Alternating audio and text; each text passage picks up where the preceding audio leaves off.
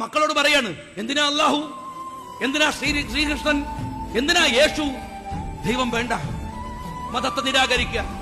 മതം നാട്ടിൽ എന്ത് ദ്രോഹ ചെയ്തത്? മതം എന്താ ചെയ്തത്? മതം നിങ്ങളോട് കള്ളു കുടിക്കാൻ പറഞ്ഞോ? മതം നിങ്ങളോട് പെണ്ണു പിടിക്കാൻ പറഞ്ഞോ? മതം മറ്റുള്ളവനെ കൊല്ലാൻ പറഞ്ഞോ? മതം നിങ്ങളോട് തോന്നിവാസം കളിക്കാൻ പറഞ്ഞോ? ഇല്ലല്ലോ. നിങ്ങൾ എല്ലാവരും കൂടെ മതത്തിന്റെ മുകളിൽ കുതിര കയറാൻ വരുന്നത് മതം എന്ത് തോന്നിവാസാണോ പറഞ്ഞത്?